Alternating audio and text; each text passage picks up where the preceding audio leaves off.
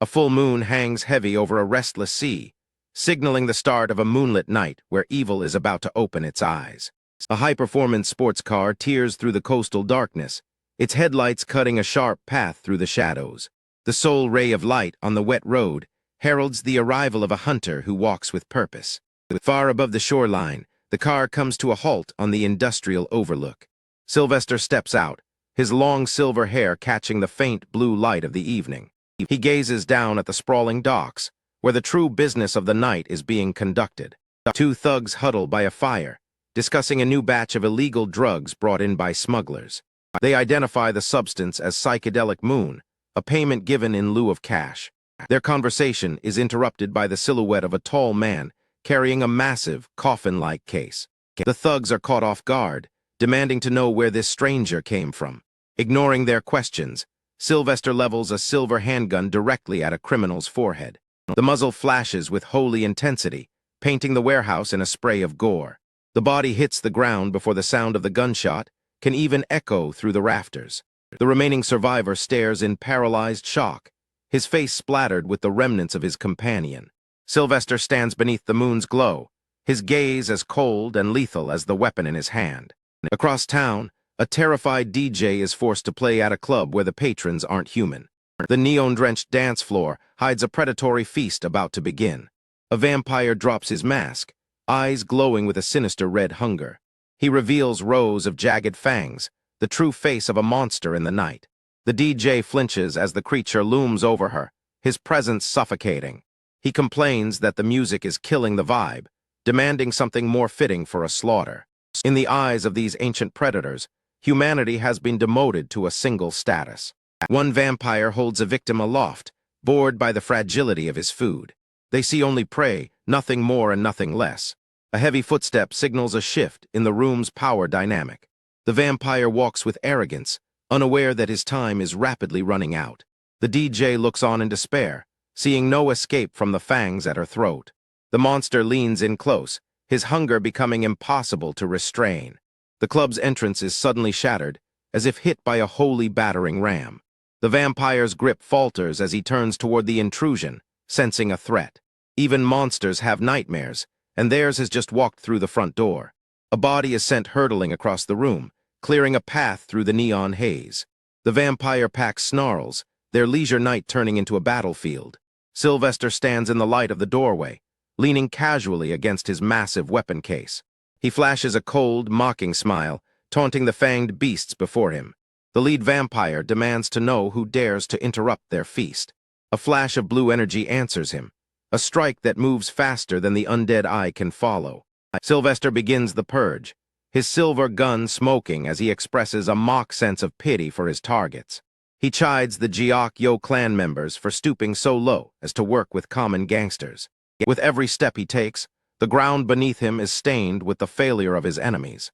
He wonders aloud if their late master would weep for such a pathetic display of might. Recognition finally dawns on the face of the lead vampire as he stares at the hunter. He realizes this is the infamous priest, expelled from the Vatican, the true hunter, Sylvester. Enraged, the vampire vows to decorate the nightclub with Sylvester's blood.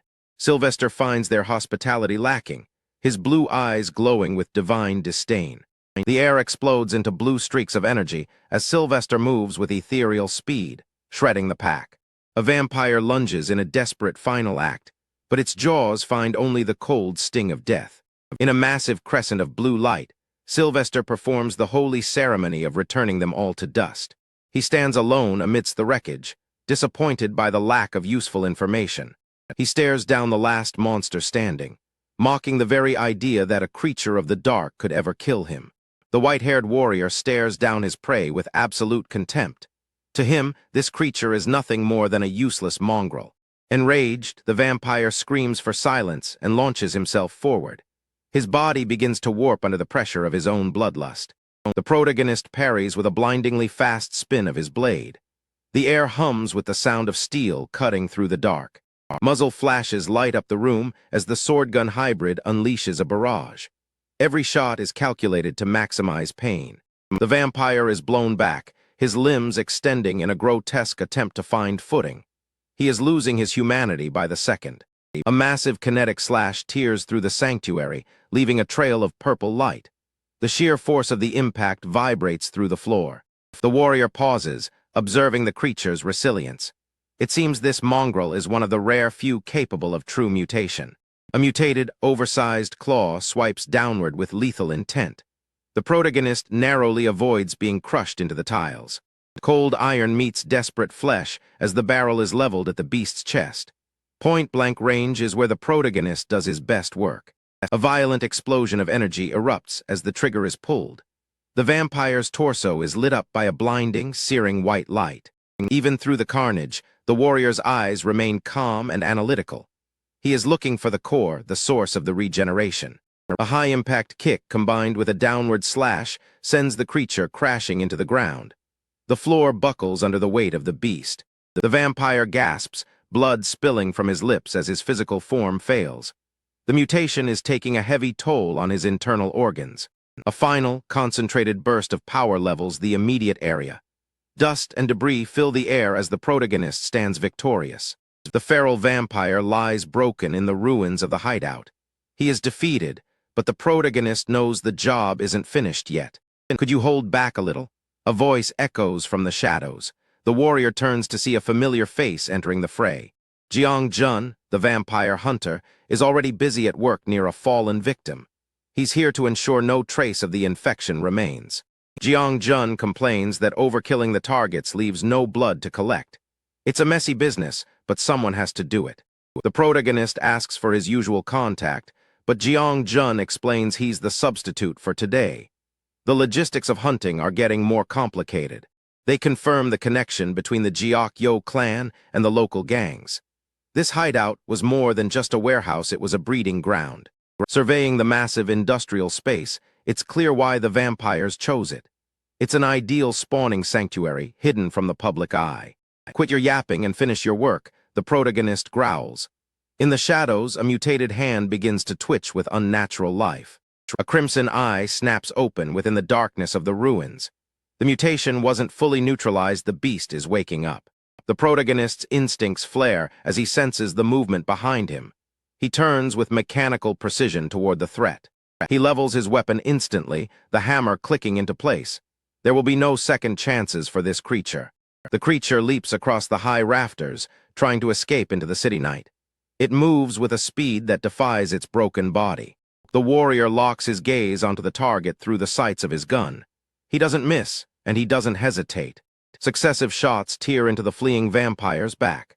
Blood sprays against the industrial backdrop as the beast is hammered by lead. The vampire falls from the heights, trailing black ichor behind him. He is plummeting toward the concrete below. The empty loading bay waits silently for the impact. For a split second, the urban night is eerily still. The creature hits the ground with a sickening thud, cracking the pavement. Dust clouds billow out from the impact site. Despite the fall, the mutant scrambles away into the fog. It seems even death is having a hard time catching up to him. The protagonist lowers his gun, watching the creature disappear. Jeong Jun catches up, wondering why he's letting it run. Jeong Jun sighs, assuming the cleanup will be his responsibility. He figures the beast will die of its injuries soon enough anyway. The warrior turns a freezing glare toward the hunter. He doesn't appreciate the lack of professionalism in such a dangerous situation. He warns Jeong Jun that if he keeps talking like that, he'll be the next one to die. The hunter just waves it off with a smirk. "I'll do my best to clean up," Jeong Jun promises with a thumb up. He knows the protagonist's threats are mostly just his personality. The protagonist walks away toward the harbor, leaving the mess behind. The lighthouse flashes in the distance, a lonely beacon. He reflects on the night's events, his brow furrowed. Things are becoming far more complicated than he initially anticipated. The feralization was already deep in progress, meaning the transformation is accelerating. The lineage is evolving faster than the hunters. Standing under the full moon, he stares out at the city. The calm is temporary, and something much larger is beginning to move. A sudden burst of light and sound shatters the silence of the highway. The tranquility of the night is officially over. A gang of bikers roars through the streets, their engines screaming. They weave through traffic with a reckless disregard for life. Police sirens wail behind them, trying to maintain order. The blue and red lights reflect off the wet asphalt in a chaotic dance. One of the bikers laughs manically, goading the officers to try and catch them. They aren't just speeding, they are looking for trouble. A lone rider leads the pack, leaning low into the turn. Every movement is fluid, professional, and dangerous. Beneath the helmet, his eyes are cold and focused on the path ahead. Tonight, a new sacrifice will be made under the moonlight. It was a life without any real worries, framed in the soft glow of a perfect memory. A business father, a stay-at-home mother, a model student brother, and a faithful dog named Jean Dark. But perfection is just a facade waiting for the first crack to appear.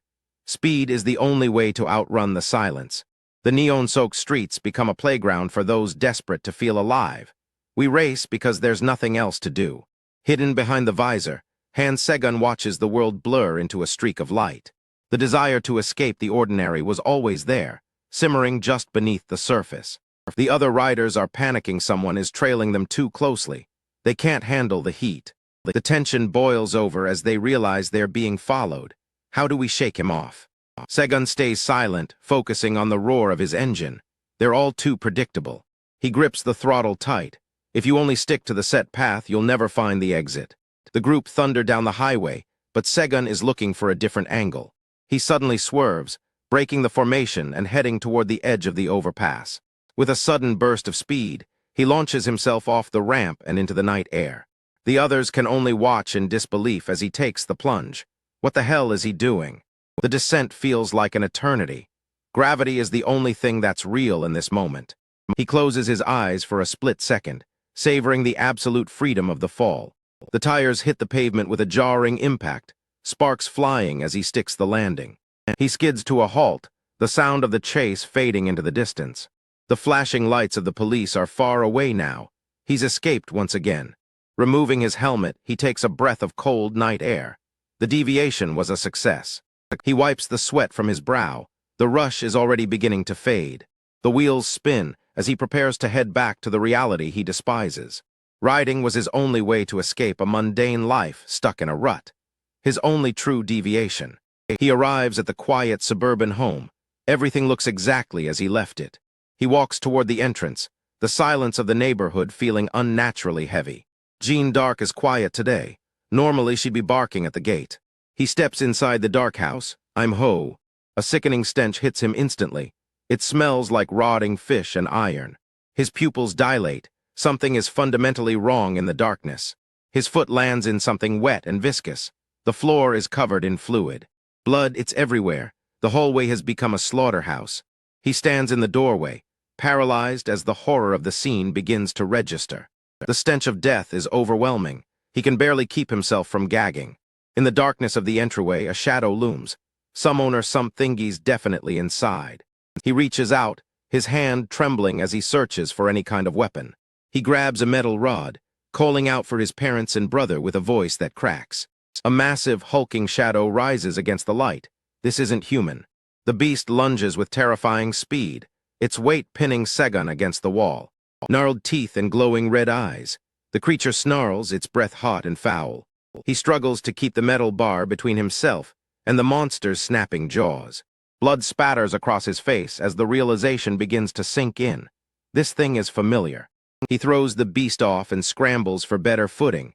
It's a fight for survival now. He assumes a defensive stance, the iron pipe ready to strike at the next opening. The monster stalks him, its muscles rippling under a coat of matted, bloody fur. It charges again, but Segun is ready this time, swinging with every ounce of his adrenaline. The pipe connects with a sickening crunch. The beast howls in pain as its blood sprays the walls. He's exhausted and terrified, but the monster won't stay down. His mind flashes back to a happy golden retriever. Don't tell me, Jean Dark. He delivers a final, brutal strike that ends the creature's life, leaving its body cooling on the floor. Behind the dead beast, he sees the bodies of his parents. The ordinary life is truly gone. His stomach turns as the shock finally overrides his survival instinct. He retches violently. He collapses to his knees. Jean Dark, his mom, his dad, all gone in an instant. Tears mix with the blood on his face. What the hell happened in our house? He stays there for a long time, the weight of the silence becoming unbearable. A sound from above catches his attention. The second floor, something is still here.